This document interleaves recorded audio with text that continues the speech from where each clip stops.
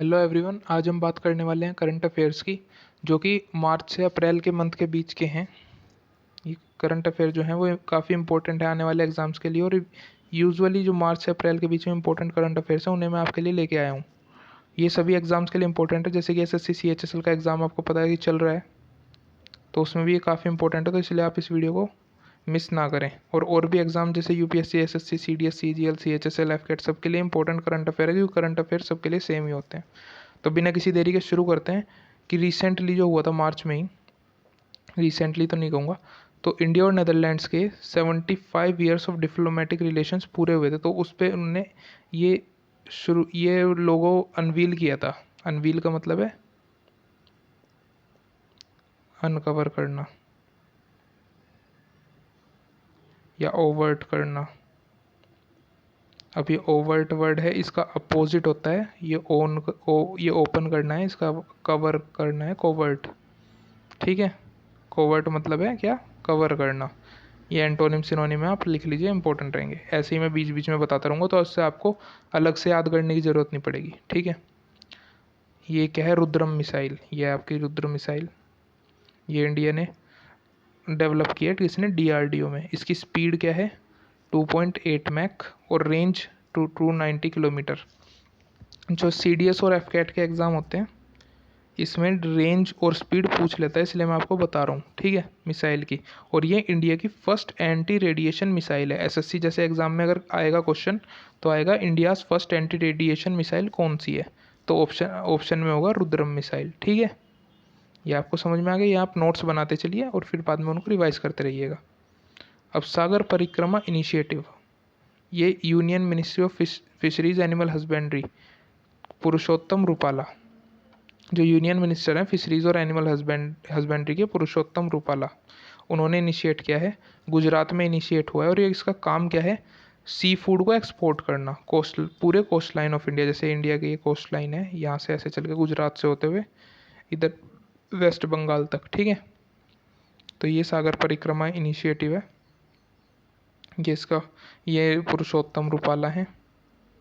ठीक है, और ये सागर परिक्रमा एक कोस्ट गार्ड का ही बेसिकली एक्सेस इनिशिएटिव है। ठीक है, अब मिलान एक्सरसाइज, ये बहुत ही इंपॉर्टेंट एक्सरसाइज है, सीडीएस में भी क्वेश्चन आया था इसका इस बार, इसलिए मैं इसको एक्सप्लेन कर रहा हूँ। इंडिया ने होस्ट की थी, 11th एडिशन है, कहाँ पे हुई थी, विशाखापट्टनम, उड़ीसा। 13th नेशन ने पार्ट लिया था इसमें, और थीम क्या थी, इंपॉर्टेंट चीज़, कमराडरी, कोहेजन, कोलेब्रेशन, और ये एक नेवल एक्सरसाइज है। इससे ज़्यादा इसके बारे में आपको कुछ भी जानने की ज़रूरत नहीं है, इतना बहुत है। ये इसकी ऑफिशियल वेबसाइट है, आप जाके अगर इसके बारे में जानना चाहें तो वहाँ से चेकआउट कर सकते हैं।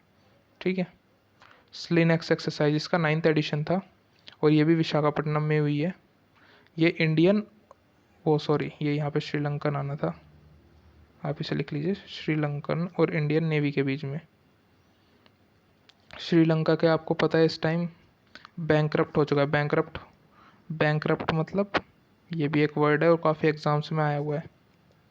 एक तरीके से दिवालिया निकलना, जिसे बोलते हैं ना दिवालिया, बिल्कुल खाली हो जाना। बैंकरप्ट का मतलब है बिल्कुल ब्लैंक, कोई बिल्कुल मनी का ख़त्म होना।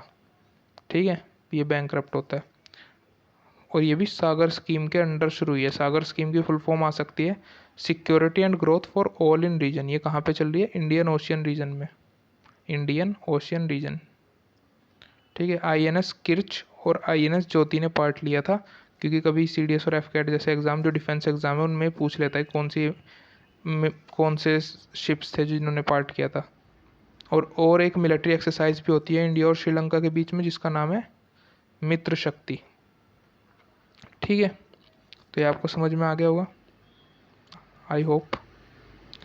अब ये है India first 100% women owned industrial park. ठीक है, कहाँ पे हुआ है, फिक्की लेडीज़ ऑर्गेनाइजेशन ने हैदराबाद में इसे ऑर्गेनाइज़ किया है या स्टार्ट किया है। FLO industrial park, FICCI ladies organisation, FLO industrial park.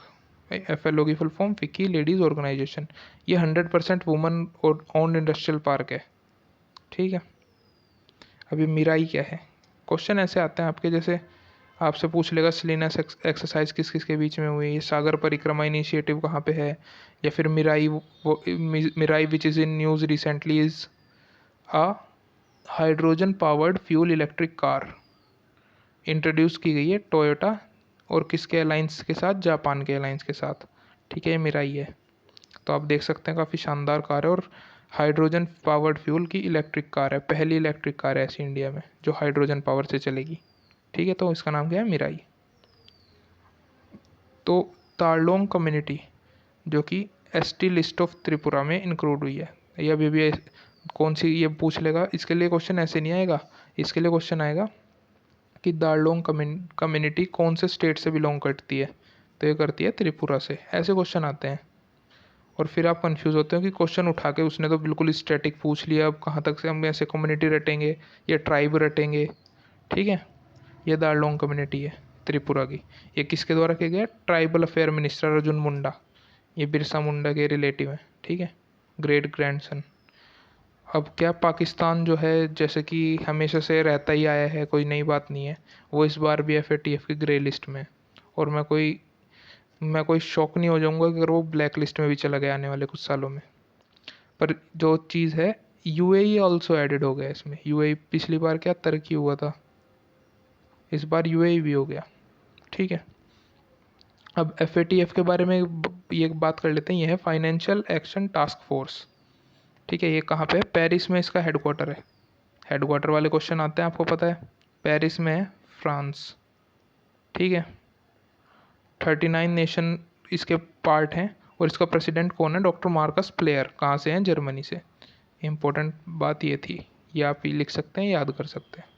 इसके भी आप नोट्स बना लेंगे, आपके लिए अच्छा रहेगा। नूर 2 सैटेलाइट, नूर 2 सैटेलाइट क्या है, ये देखिए, ये नूर 2 सैटेलाइट है। ये मिलिट्री सैटेलाइट है, किसके द्वारा, ईरान के द्वारा छोड़ी गई है। तो क्वेश्चन आएगा Noor two is a satellite, या आ सकता है Noor satellite is of related to which country. ऐसी और भी कुछ सैटेलाइट है ईरान की, रसद 1 और जफर 1। ठीक है, ये आप याद रख सकते हैं। ये आपके कुछ हेडलाइंस हैं, आप इन्हें पढ़ लीजिएगा। जैसे कि यूनसुक, ये मैं बता देता हूँ, यूनसुक येओल। तो क्वेश्चन आ सकता है साउथ कोरिया का प्रेसिडेंट कौन है। ठीक है, या फिर x student protester Gabriel boric youngest president बन गए हैं चाइल्ड के। कैटेलियन नोवेक हंगरी के फर्स्ट एवर फीमेल प्रेसिडेंट बनी है। ठीक है, कहाँ की, हंगरी की। ठीक है, अब ये आया इम्पोर्टेंट चीज़ कुछ कि international day to combat Islamophobia, ये इसी बार शुरू हुआ। किसने, UN जनरल असेंबली ने शुरू किया है। किसके रिकमेंडेशन पे, पाकिस्तान के प्रपोजल पे। किसने प्रपोजल की दिया था इसका, पाकिस्तान। कब है, 15 मार्च को। 15 मार्च में ही क्यों, क्योंकि 15 मार्च के दिन एक गनर क्राइस्ट चर्च न्यूजीलैंड के मॉस्क में एंटर हो गए, 51 लोगों को मार दिया था और 40 को इंजर किया था। कब, 15 मार्च 2019। तो इसीलिए ये इस दिन ये डे मनाया जाएगा, कब से, हर हर मार्च को, 15 मार्च को हर साल। ठीक है, अब बिम्स्टेक की समिट हुई है, 5th एडिशन हुआ है इसका, 5th एडिशन बिम्स्टेक। किसने होस्ट किया है, श्रीलंका। इंपॉर्टेंट क्वेश्चन है, इसकी फुल फॉर्म क्या है, bay of Bengal initiative for multi sectoral technical and economic cooperation. ठीक है, अब इम्पोर्टेंट और क्या है, ये बिम्स्टेक का लोगो है। वैसे आप यहीं से देख सकते हैं कि 7 मेंबर हैं। 7 मेंबर कौन कौन से हैं, इंडिया है, नेपाल है, भूटान है, बांग्लादेश है, म्यांमार, थाईलैंड एंड श्रीलंका। ठीक है, बी से तो ये 2 वर्ड हैं, आई से इंडिया है, एम से म्यांमार है, एस से श्रीलंका है, टी से थाईलैंड है और नेपाल आपको याद रखना पड़ेगा। इस तरह आप ये ट्रिक से भी सोच सकते हैं अगर इसे याद करना चाहें कि बी से 2 वर्ड हैं, बाकी सबसे एक ही वर्ड है।